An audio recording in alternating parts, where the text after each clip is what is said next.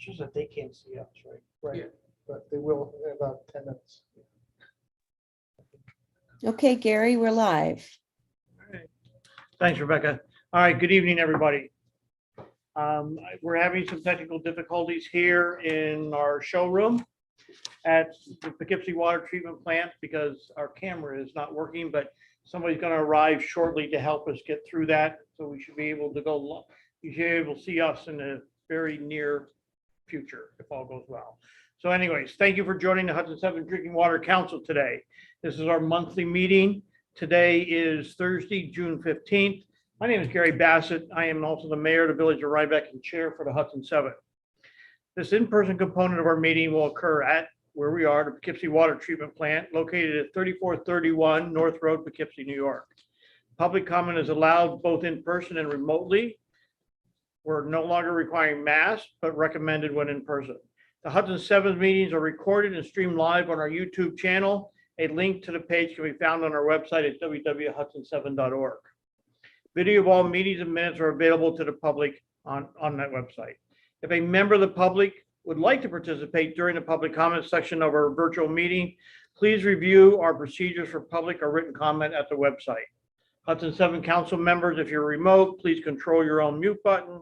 Good practice would be to mute yourself if you're not speaking to avoid these background noises and feedback. When you wish to speak, just raise your hand. I will call on you.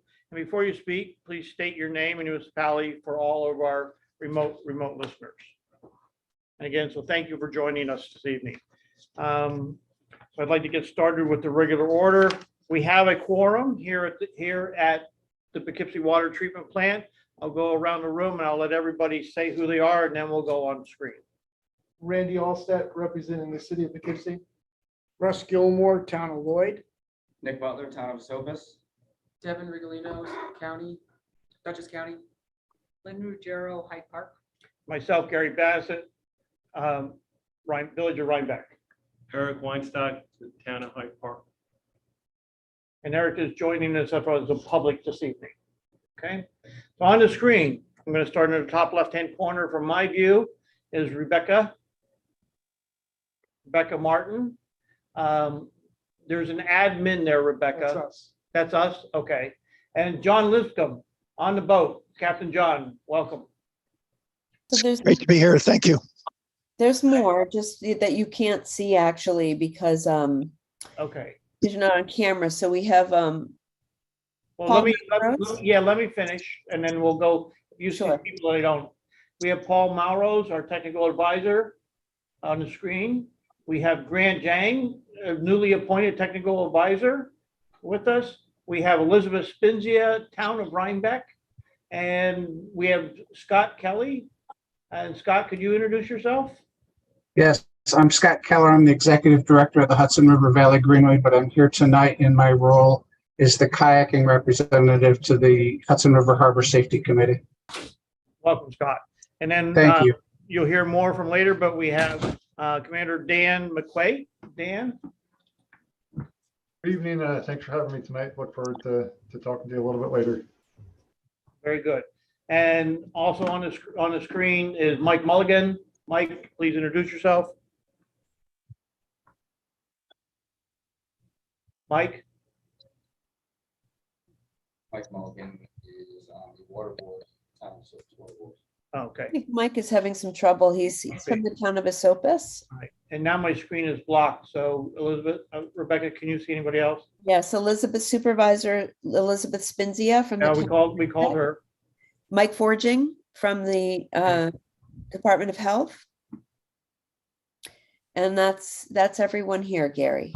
Very good. Thank you. So we're going to call the meeting to order and roll call informed determination has been made. Before we get into business, I have some housekeeping that I'd like to announce to everybody. And I'd like to acknowledge this team and everybody on the screen with us that's been here. We are now in our completion of 5 years for the Hudson 7. Kudos to all of you. I'd like to make a public comment and say that, this is over and above all of your day jobs. And it requires a lot of work. There's a lot of technical meetings, a lot of going back and forth, but we've accomplished so much in 5 years with the help of all of you. So thank you, and I'm looking forward to another 5. All right. Also, some little bit of housekeeping. For those who don't know, Rebecca, who's been with us for a very, very, very long time, since the beginning, this is Rebecca's last month at Riverkeeper.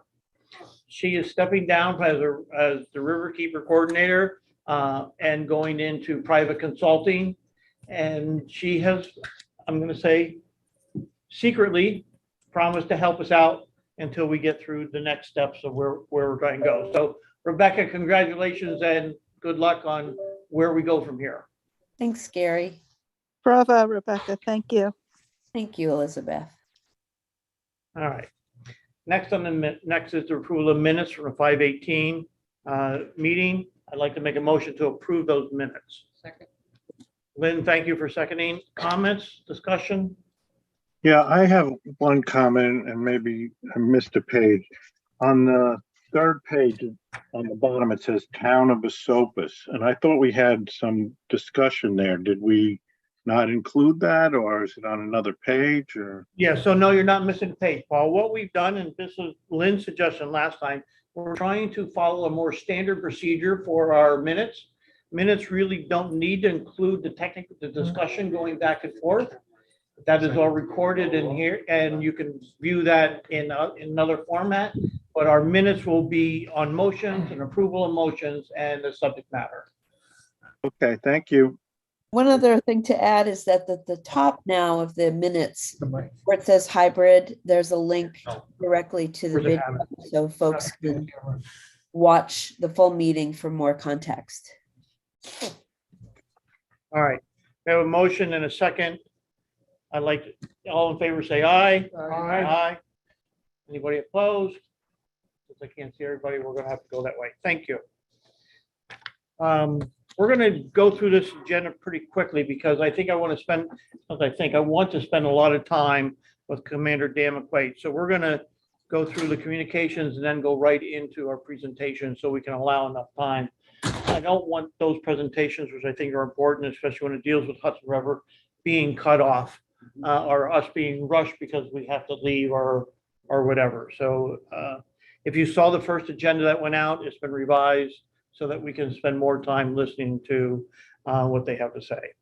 So we have some communications. Rebecca, can you take us through the communications?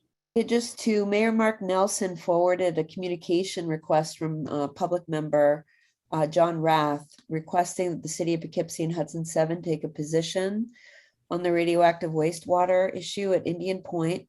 And Mark responded that the city of Poughkeepsie was looking into that. They might have already submitted a memorializing resolution, and we shared ours so that John has that.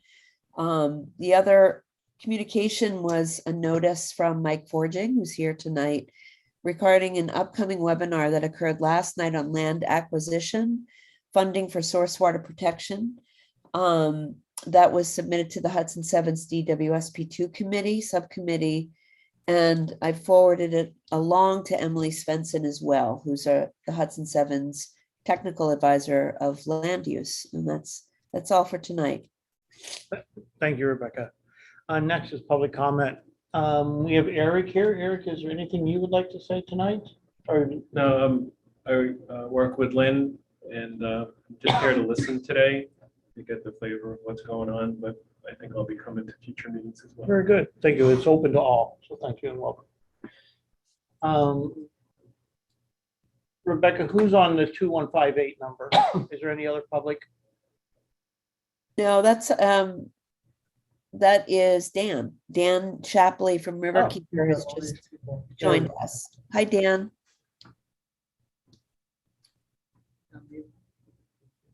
Oh, he's on. He's remote right now. He's on. Okay. All right. Well, we'll welcome Dan as well, Yeah. another one of our technical advisors. So we're going to jump right into the presentation this evening. So this evening there's a current anchorage rule change happening in the Hudson River, and Commander Dan McQuaid from the Coast Guard sector of New York Prevention Department. He's the Prevention Department head, I believe. So Dan, I'm going to turn the floor immediately over to you.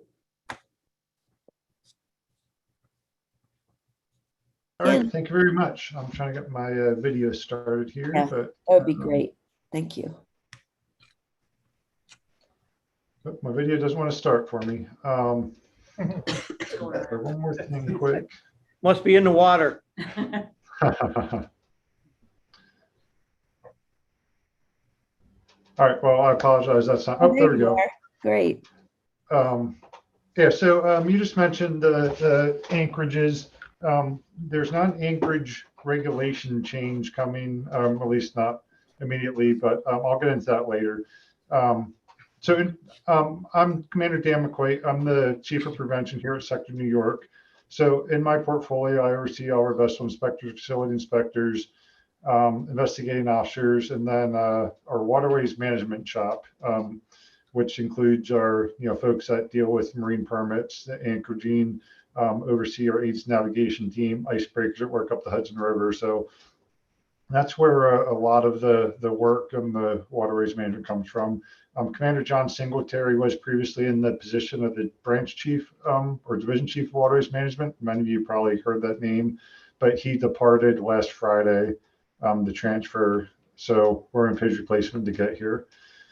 So Coast Guard Sector New York, we cover the Port of New York and New Jersey, up the Hudson River to north of Albany, north of the Troy locks by about 60 miles. So good stretch. The entirety of the Hudson River is within our area of responsibility.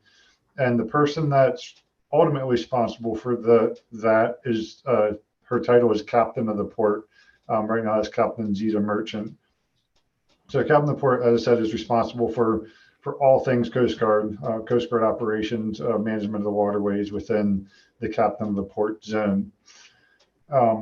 So moving on to the anchorage regulations. So anchorage regulations have existed in the 33 Code of Federal Regulations for a long time. I think it goes back to 1915. The Army Corps created these anchorage regulations, and they got transferred to the Coast Guard at some point. So the Coast Guard manages the anchorages now.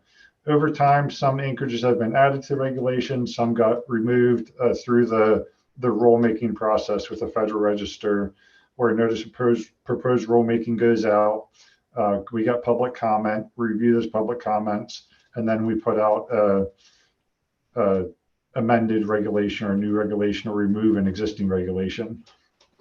So in 2015, the Captain of the Port at the time issued what we call a Marine Safety Information Bulletin, also known as MSIB. I'll use that term throughout the discussion tonight.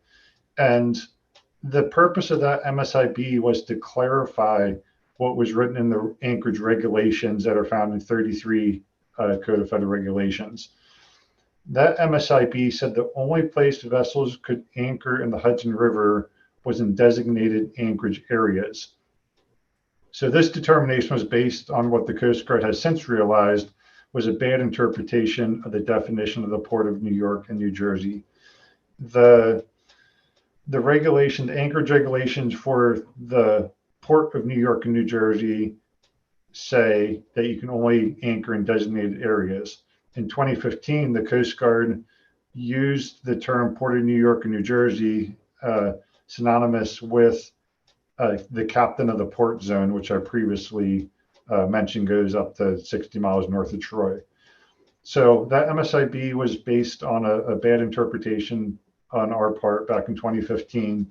And we have since realized that, and there's a whole lot more history I'm going to go over here.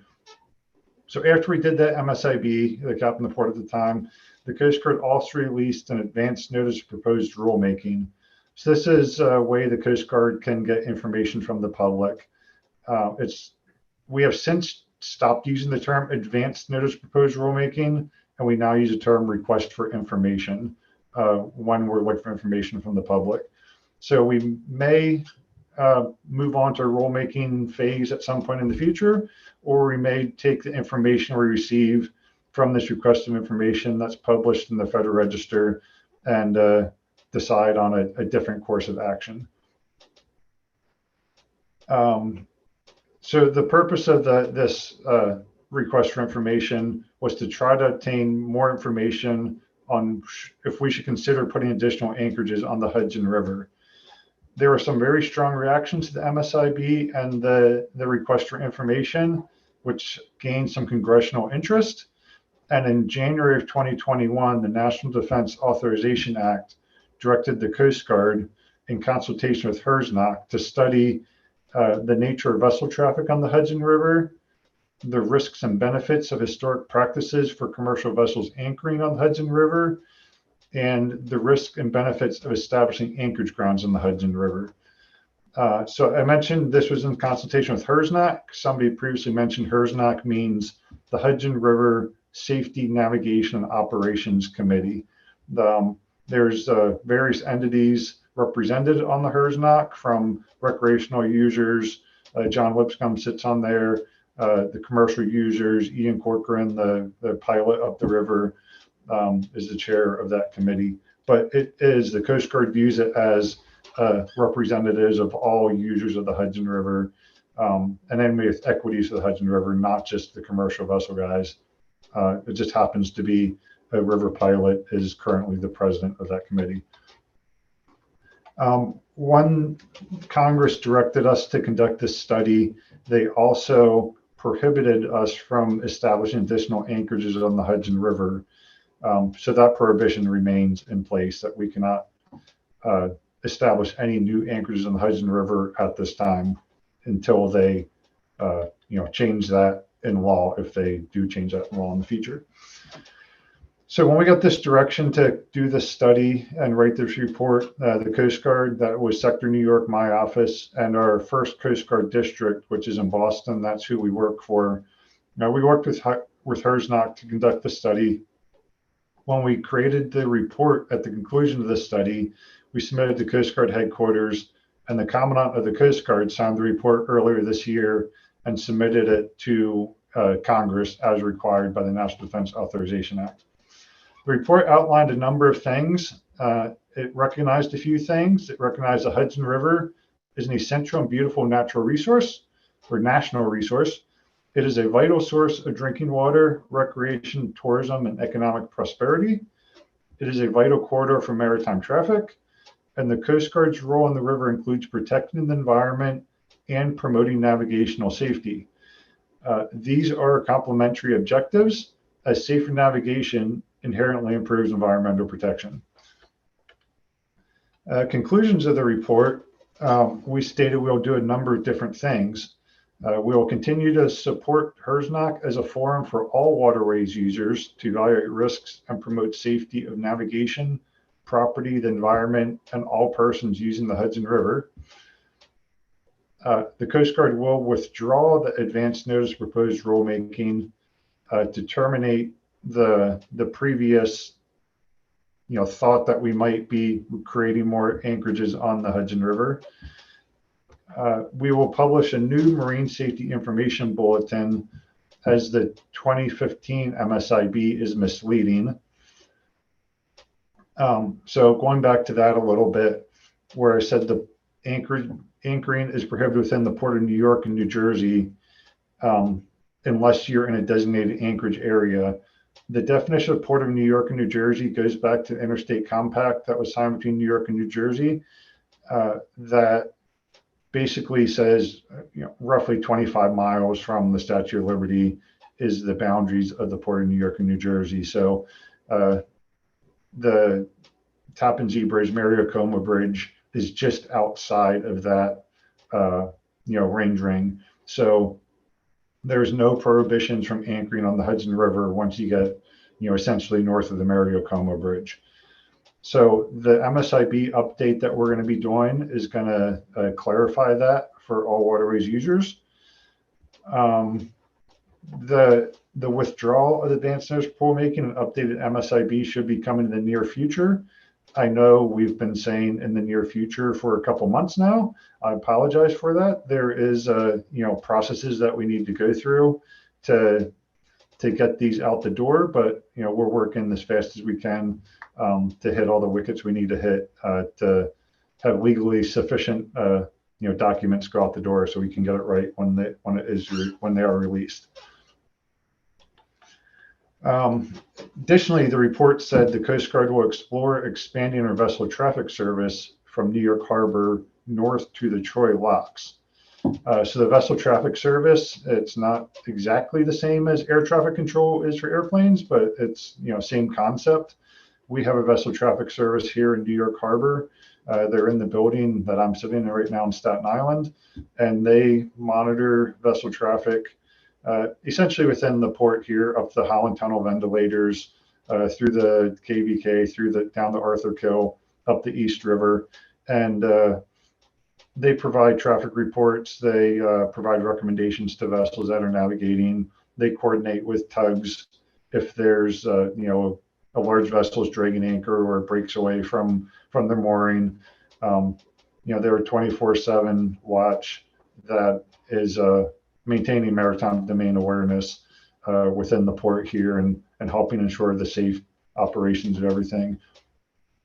So if we can expand that service to north of the Troy locks, that would assist in the safer and more efficient vessel transits in the historically congested waterways and reduce the potential for groundings, elisions, and collisions.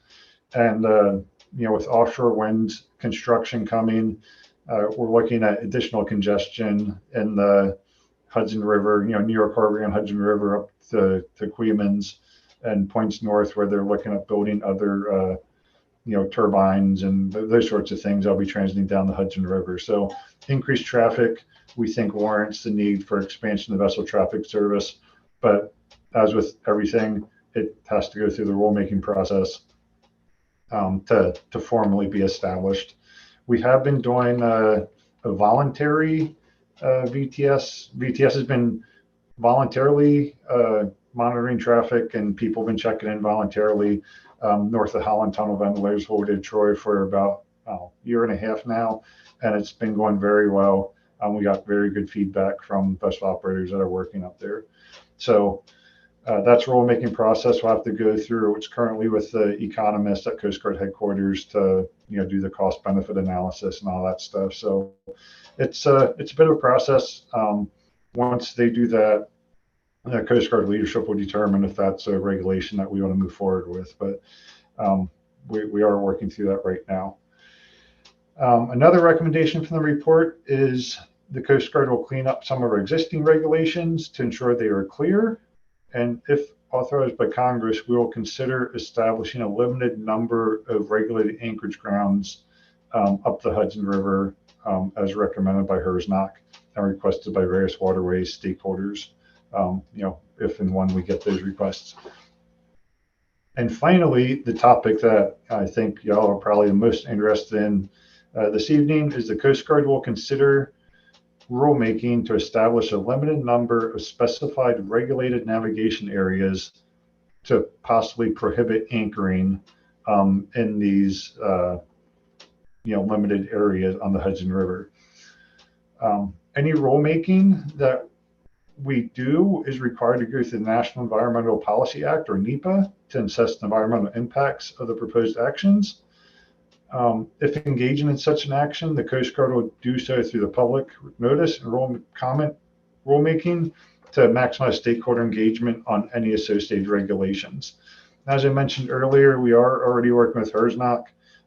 We view everybody's voice on HERSNOC as equal. We don't lean towards giving the commercial guys the benefit of the doubt or the majority of the votes or whatever. Even if HERSNOC as a committee votes one way, we want to be part of the discussions. We want to hear the discussions that are going on, so we're aware of any dissenting views that are out there, and we can take that into consideration when we're working through drafting any kind of policies or regulations or anything like that. So what exactly is a regulated navigation area? Some of you may be familiar with RNAs. Some of you may be familiar with safety zones or security zones. Safety zones, security zones are zones that we employ somewhat routinely, but they're pretty straightforward in that they say, a vessel cannot enter a certain area for a particular reason.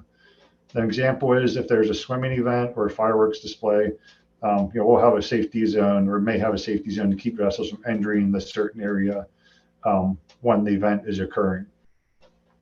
Likewise, a vessel carrying a highly dangerous cargo, may have a security zone around it. I know down on the Gulf Coast, they do this with LNG ships a lot. Cruise ships could have a security zone around it. If we have a Navy ship coming in New York Harbor, we'll have a security zone around it. And there's also fixed locations that we have security zones around.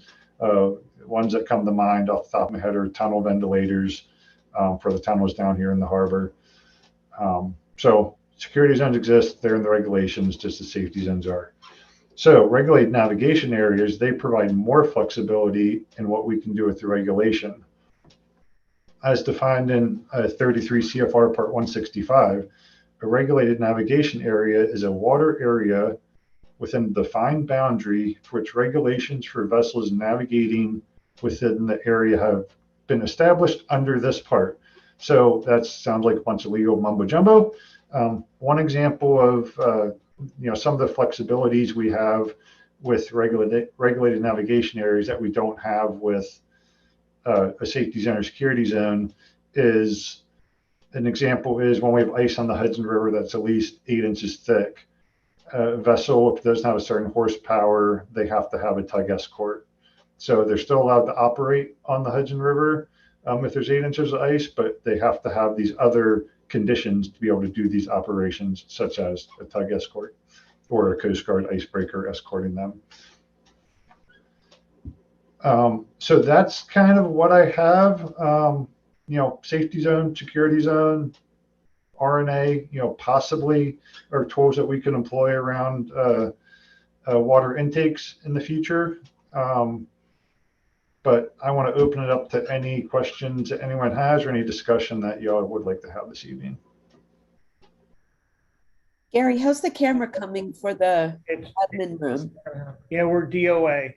We're not going to have it. Alrighty. The technical attempt failed. So can you see the screen in the Yes, case somebody raises their hand to be able to call on them? Yes, I can. Okay, let me know how I can help if you need it. Right. So let's open it. I want to open it up for questions. I mean, I'm going to have one right off the start.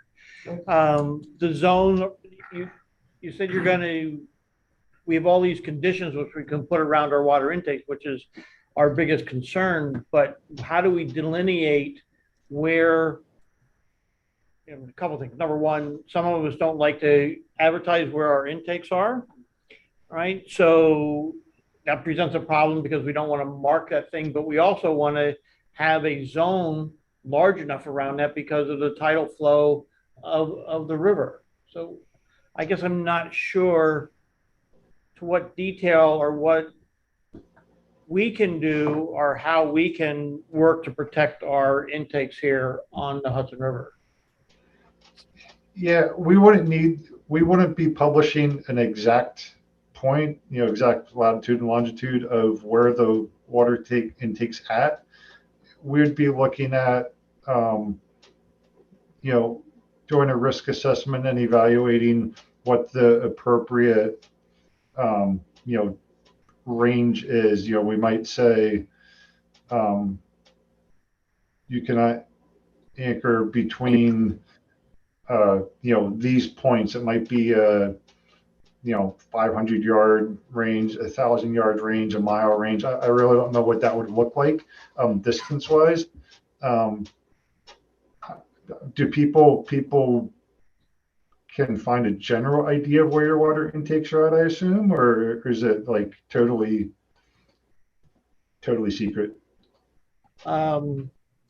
Randy, how do you want to answer that question? I think they could find it if they want. There's enough information out there as far as different people's asked for it. So, but I know that I think we provided it to the Coast Guard before. We have those numbers. So yeah, we do have this information in our area contingency plans, which is our oil spill response. If there's an incident, whether it's a federal spill the Coast Guard's cleaning up or a spill from a company, a vessel, whatever on the river, we do have the locations in our area contingency plan. But I understand that you don't want to advertise the locations to the public, because if there's an oil spill, we want to be able to call you and say, hey, there's a spill in this area, and you can take whatever mitigating measures are necessary to monitor. But I don't think if it's an it, issue for the Coast Guard. It's an issue. It's more of a right, public issue than a Coast Guard issue. yeah, it's not an issue for the Coast Guard. But if we would be doing a rulemaking project to put in a safety zone, security zone, regulated navigation area, it's going out to the public for public comment, and where the regulations have, somewhat concise text, that's arguable. But if you compare that to what a notice of proposed rulemaking looks like and all the supplementary information that's with that, all the discussion of the proposed rule that gets published in Federal Register, that's all public. So, we could look at the vagueness, keeping it as vague as we could possibly, if we come to a point that we're putting together a rulemaking project. It may come down to a risk benefit analysis on your part of, what is the risk? How far out in the river is the intake? Is it in less than 20 feet of water? Can commercial vessel, even get that close and drop a big anchor on your intake? So, those are all things that would have to be considered. We want to protect the intakes, but at the same time, we're going to protect them from being damaged from, vessel traffic, vessels anchoring, but at the same time, don't want to be advertising, exactly where stuff are at, where it's at, because that brings other security risk potentially. I mean, I have a couple other questions, but there's other people have their hands. Paul, Yeah, no. So Elizabeth had her hand up first, Gary, and then Paul. but Elizabeth, you took your hand down. You still have a question? Yes. Hi, I'm Elizabeth Spinzi. I'm the supervisor of the town of Rhinebeck.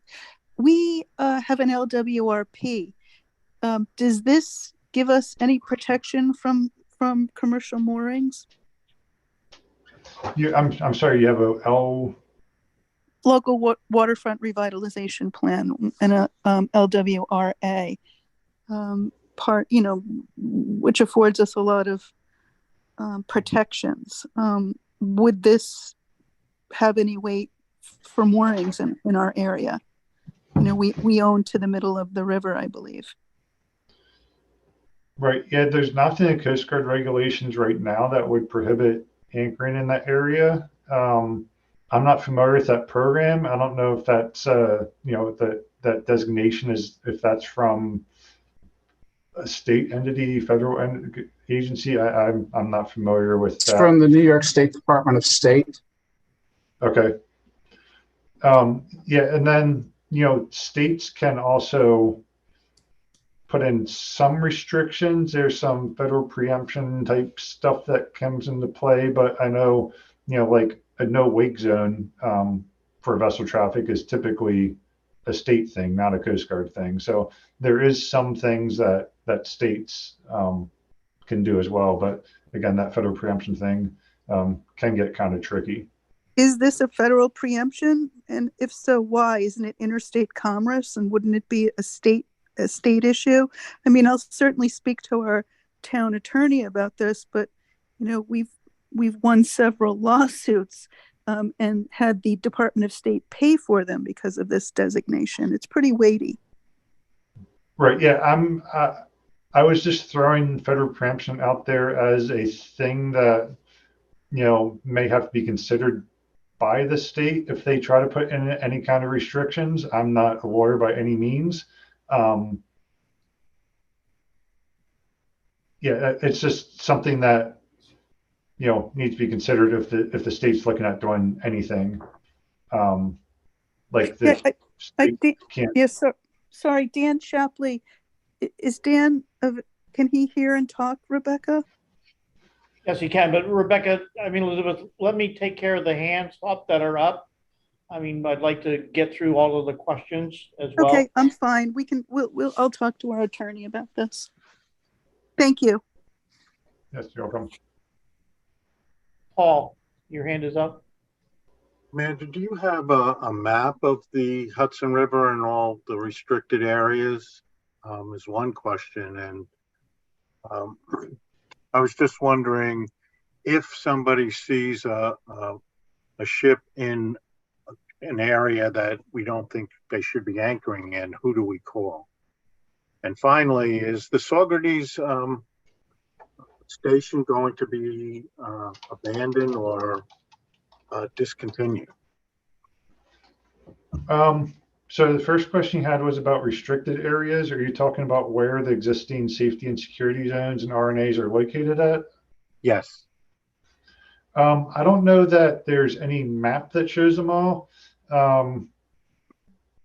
They are published in the Federal Register, which, sometimes that can be very frustrating to read, latitudes and longitudes and trying to figure out where exactly that's at. I can't think of any, widespread safety security zones going up the Hudson River. I know like NOAA charts down here in the harbor will have Statue of Liberty, Ellis Island has a security zone around it. Ventilators that will show the Commander, NOAA there's chart shows some of them. Commander, Yes, sir. there's one security zone at Indian Point Nuclear Power Plant that's still in effect. Right.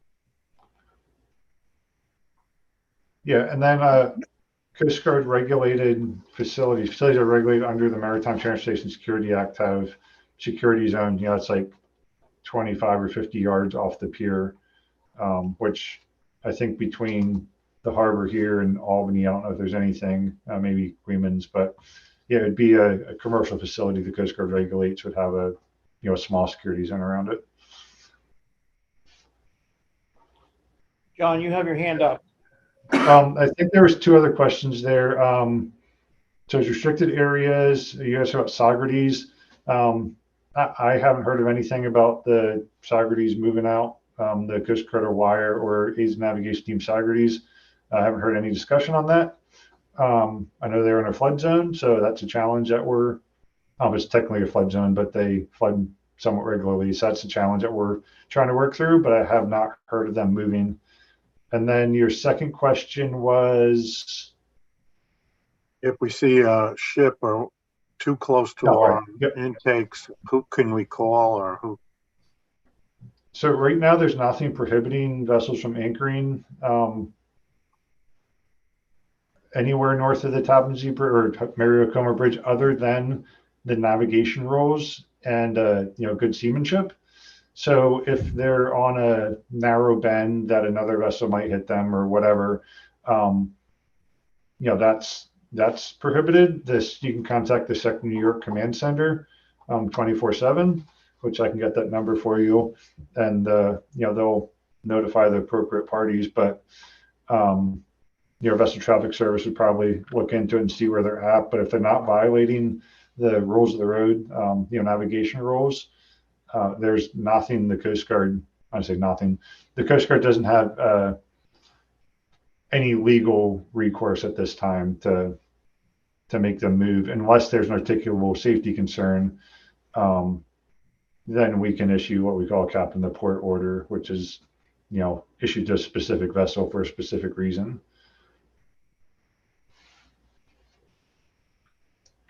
John Liscombe, do you still have some questions? Hello, John? Yeah, sorry, I'm trying to manage my connection here. Yes, thank you. I took the hand down because I wanted to let others go. Thank you, Commander, for describing a complicated series of details. I appreciate you coming. One very specific question that's come up from a number of parties. What we refer to on the river as the Hyde Park anchorage, which I think is 19 Alpha. Yes. Was designated in the 90s, I believe. And so obviously it was designated when there was an understanding that the Port of New York extended all the way up to Troy, the federal dam at Troy.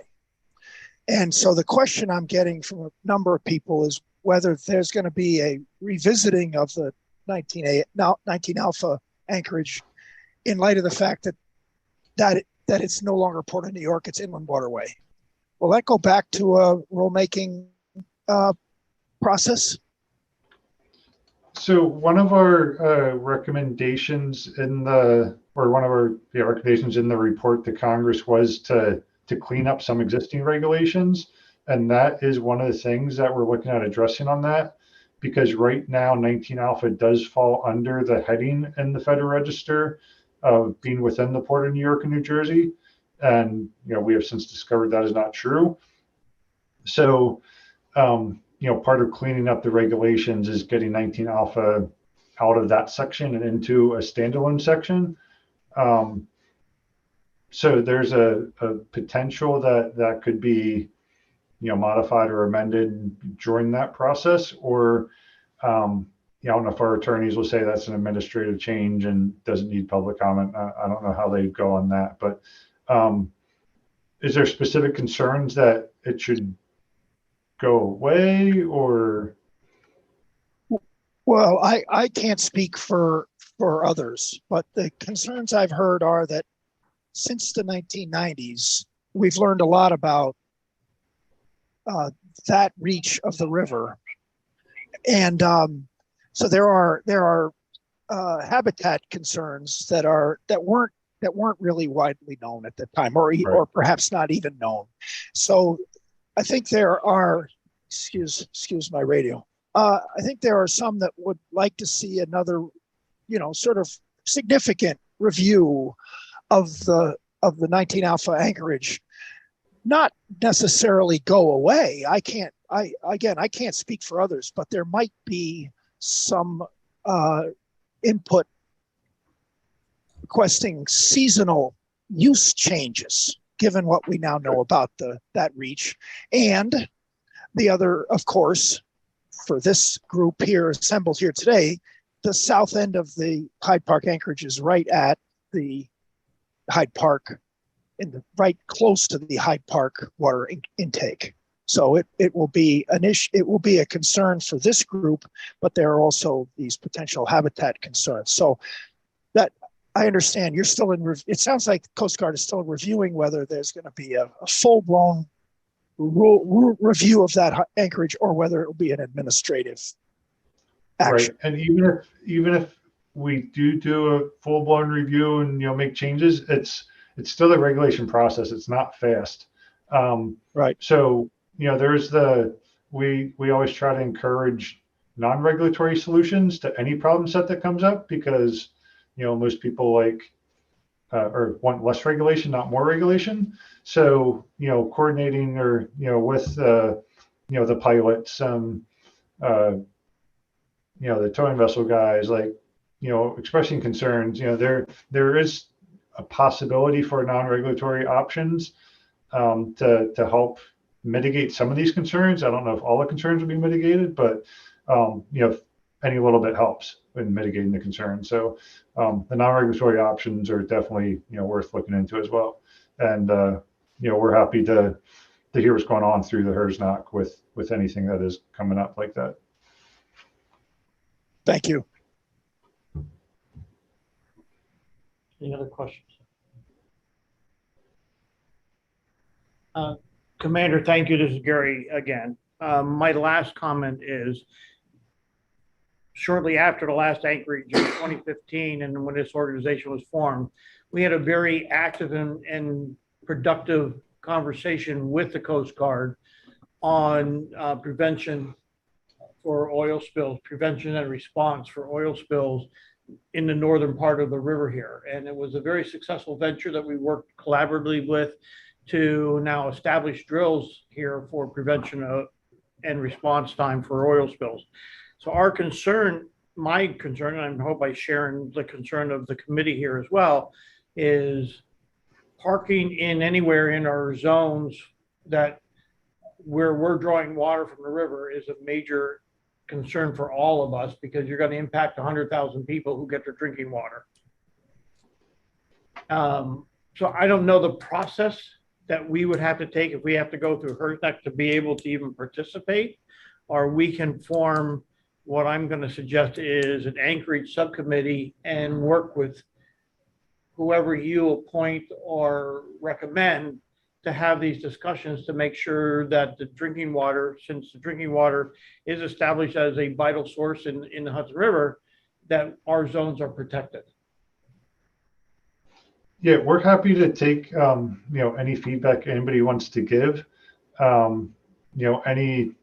Any member of the public can petition the Coast Guard to initiate a rulemaking project at any time. We don't have to start a rulemaking project when we're petitioned to do so, which, but it at least gets it on our radar and, gives formal notice like, hey, we're requesting this. And then we can go from there. But there's a lot of different steps that are going on as a result of this release of this report. And I don't know at what point the Coast Guard will get to a rulemaking project for, RNA safety zones, security zones, and how long that would take, given the length that rulemaking projects do take. So any feedback you want to give, we'll evaluate. If you want to petition the Coast Guard to initiate a rulemaking project, it's your right, your prerogative to do so. And we're always happy to take any feedback from the public or organizations such as yours to, try to make things better and safer for everyone involved. Okay, quick question. Hello, sir. Nick Butler here, Town of Esopus Water Superintendent. Quick question with regard to vessels that carry hazmat or oil. Are they required to display on the outside of the ship anywhere markers or placards? No, sir. There's no requirement for vessels carrying any of those cargoes in bulk to display any kind of placard. Container vessels, if they have shipping containers, they're required to display those placards on the containers. But I understand, those container ships don't go up the Hudson River. They're, stopping down here in the harbor.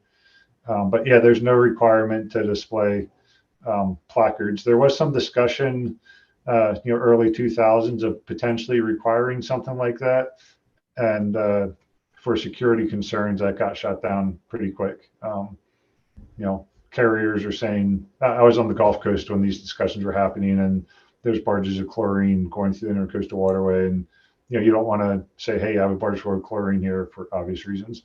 So yeah, there's no requirement to display any kind of placards. All right, thank you. Thank you, Commander. Let me say, this is Randy Allstat. I represent the city of Poughkeepsie, but on the HRSNOG, which is Hudson River Safety Committee, I represent the Hudson 7. And also our representatives on that committee are Scott Keller and John Lipscomb. Oh. Yep. It's 3 members of that committee here. Oh, that's good. I didn't realize you guys were on that. Yeah, that's what I want to say. Well, then, can we work with you guys as a subcommittee of the Hudson 7 to make recommendations? Yeah, And that's what I can work with these guys to do that. We can input into HRSNOG. right. That's why I'm on the committee. So my recommendation and my thought is that we should form a subcommittee to be able to do that. Right, to work with you. Yeah, we can. Yeah, we're happy to work with you and again, take any feedback that you have. We do plan to use HRSNOG as a clearinghouse to get everyone's opinions, equities, make sure everyone's equities are represented before we move forward with anything. But again, we're happy to take any information, any feedback you have, because ultimately we all have the same goal. We want to keep everything safe and secure, and we understand the criticality of water intakes and what that means if those go down for whatever reason. All right, so I'd like to make a recommendation and basically a motion to form an Anchorage subcommittee to work with the people that we already know that are on ERSDAC to be able to submit public comment. Do I have a second to be able to do that? Russ, thank you. Discussion. Dan, your hand is up. Yeah, I just wanted to, I think, clarify. I thought what I was hearing is that the Hudson 7 subcommittee might be beneficial to communicate not just to HRSDAC, but directly to the Coast Guard. So I just want to make sure the charge is clear that the committee of the Hudson Seven would speak for itself directly to the Coast Guard. It sounds like that, if I'm hearing right, that is one of the options, and I would recommend not only communicating to HERSNEC, but directly to the Coast Guard as well. Commander, can you respond to that?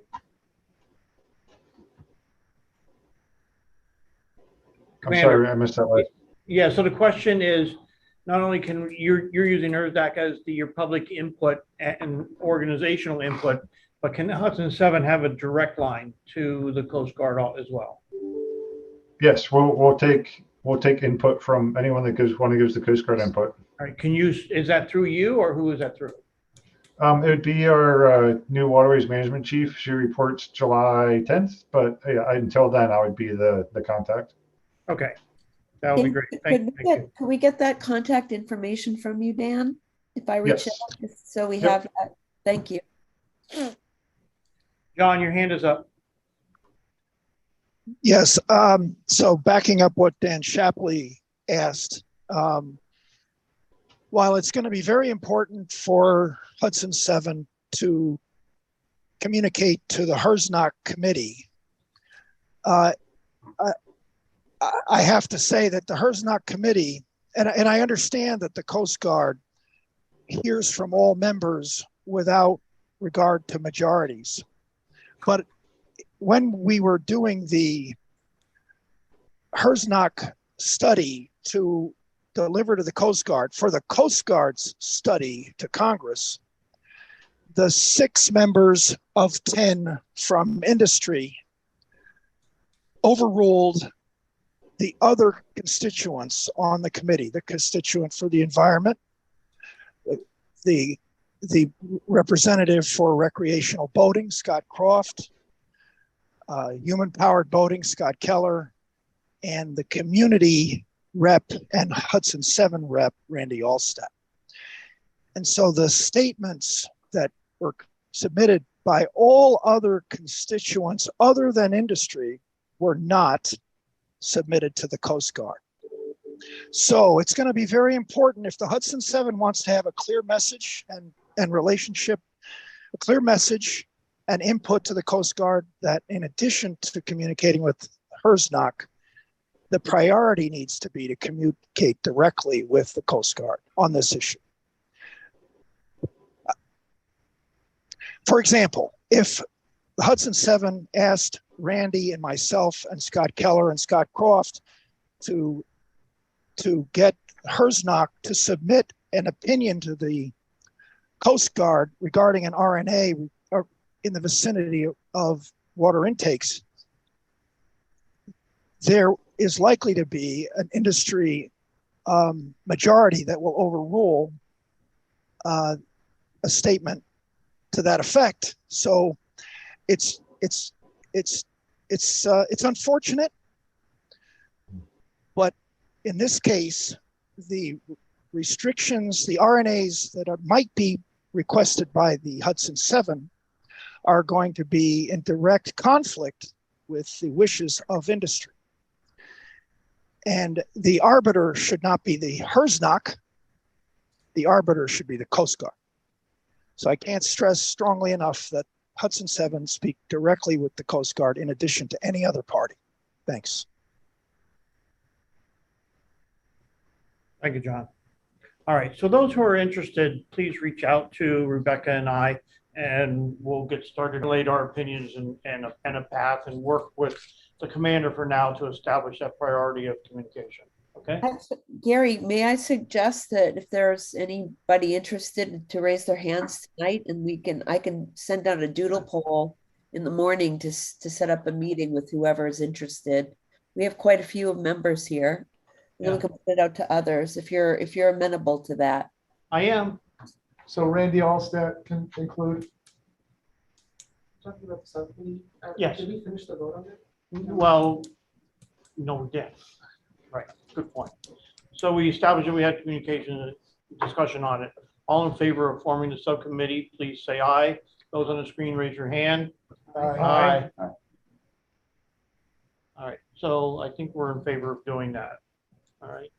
So now, if you're interested in being on this committee, Randy has already offered anybody else here that's sitting on council or technical advisors. Dan's hand is raised. And Dan, I see your hand up. Happy to help. Yep. John Liscombe's hand is up. Oh, if John's going to do it, then I don't have to. No, see, I'm not technically a technical advisor to Hudson 7. That's right. I'm offering to be available as needed. Okay. That's right. I'm gonna put my hand up, Gary, as well. Anybody else, and we'll put out a blast to everybody for those who aren't here to be able to also weigh in.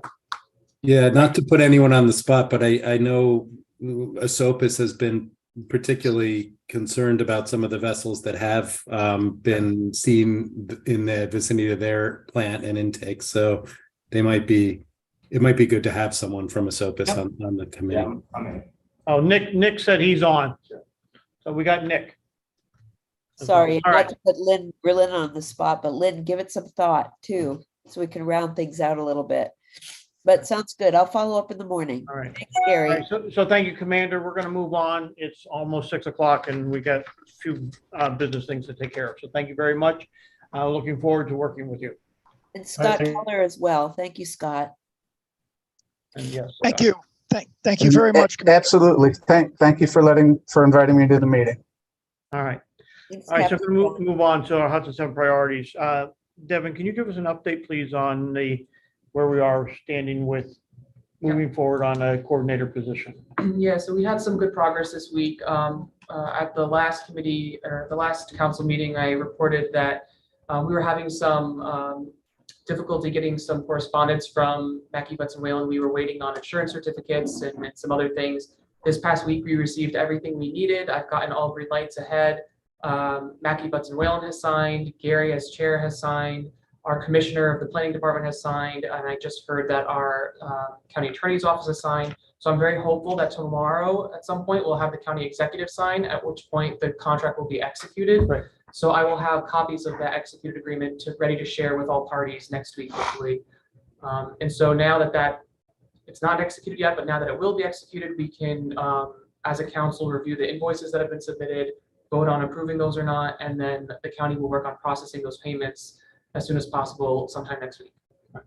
So clarification, we need to wait for that before we can vote on the invoices tonight. So I think that what I would recommend is if the council agrees, you could vote on approving the invoices that have been received contingent upon the contract becoming executed. So if for some reason things get derailed and we don't execute the contract, those votes would be null, but it's going to get executed. Okay. Is there any logistical things, hurdles we have to jump through before then once we get a signature to start working with them? So no, I would also say that it might be a good idea for the council to discuss and perhaps put a motion forward that once this contract is executed next week, to give Gary and Rebecca the green light to do whatever they need to do to work with Ian to begin the recommendations for the bylaw amendments. Right. So I'd like to make that motion as just stated.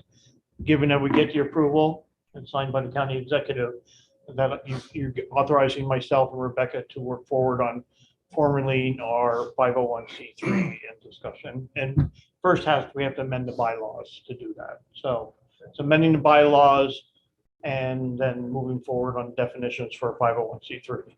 And I would just add to clarify that it's to work on developing the language to amend the bylaws. Once the actual bylaws are amended, we would have to vote on that. We would review. Yeah. This is just to create them, not to approve them. I have a second. Thank you, Devin. Any discussion on that? All in favor, say aye. Aye. So passed. All right, so with that, I'd like to make a motion. In your packet was a review of all of the invoices that were submitted. And Rebecca and I have gone through them in detail to make sure that they're all legitimate. There's one that I need to clarify on, but I don't think that's going to be an issue in terms of once I can start talking to the lawyer to make that confirmation, but I haven't, because we haven't had the contract to be able to have that discussion. So I'd like to make a motion to approve the invoices for 4/24/23 as submitted for payment, pending the approval of the contract. Pending the approval. Lynn, thank you. Any discussion? No. All in favor, say aye. Aye. Aye, so carried. Thank you. Would like to get moving on this, very important. And we talked about amending the bylaws, so that's done. And we talked about also, we lumped these 2 and 3 together in terms of amending the bylaws and then moving forward to hire the consultant, which we will do. Okay? Any other discussion on that particular subject? Taking a long time. But Devin, thank you for pushing hard on that. And I'd like to thank Rebecca as well, because between Devin and Rebecca, they were able to find a go around to get to hold of somebody to make the ball move forward by going through the admin staff rather than directly through legal. It's amazing what administration can do. So thank you guys for doing that and coming up with that. All right, next on the agenda, we have the Hudson River drinking water source issues and the proposed transmission line. We have a letter that you've all received that's been drafted and reviewed by all of you to send to the PSC. I'd like to make, unless Nick has any comment, I'd like to make a motion to approve that letter for sending out to the PSC. No, it looks great. That's what I wanted to just talk briefly about. And that's it. Okay. It's great. Do I have a second? Thank you, Russ. All in favor, say aye. Aye. So thank you. I'd like to move forward and get that out. Gary, I have some real questions on this letter. Oh, we asked. I'm sorry, Paul, I didn't see your hand up. It's very confrontational, and I'm not sure why Esopus hasn't even met with TDI, so they don't really know all the information that could be provided. And if TDI is asked to pay for a study, shouldn't they be allowed to see the study? It just seems like what I'm concerned about is, we all know that I was a tremendous proponent of getting it out of the river, but we all agreed that we would have to work with them. We couldn't get it out of the river, and that's what our lawyers said. And now we're going back on that. And I just don't feel comfortable with this letter. I think you're going to get less cooperation from them if this letter goes out.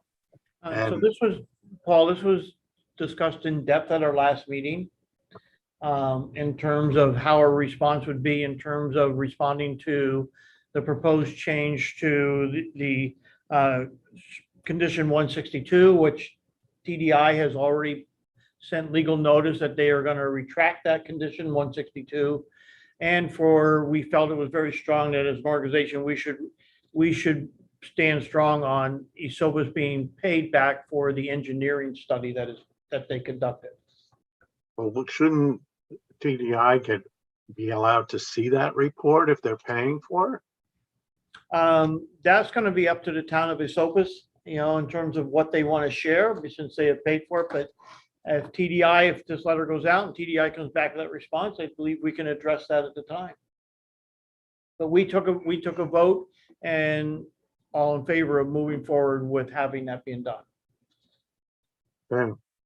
Okay.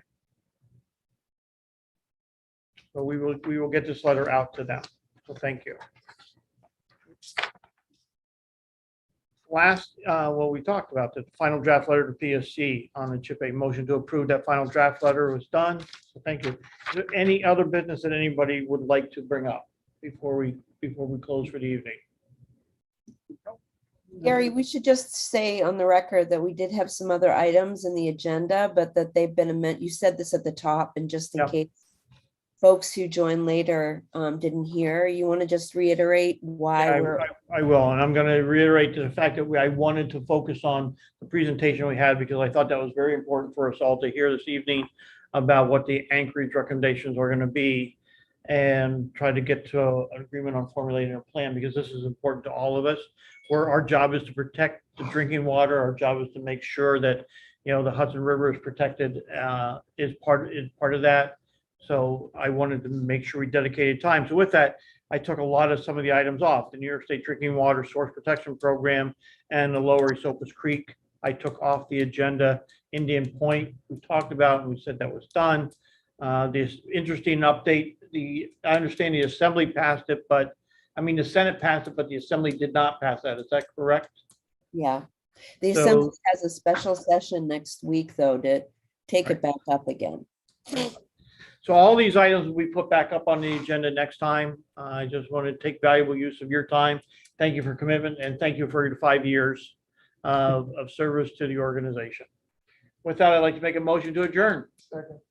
Thank you, Randy. I didn't even get done. All in favor, say aye. Aye. So carried. Thank you all.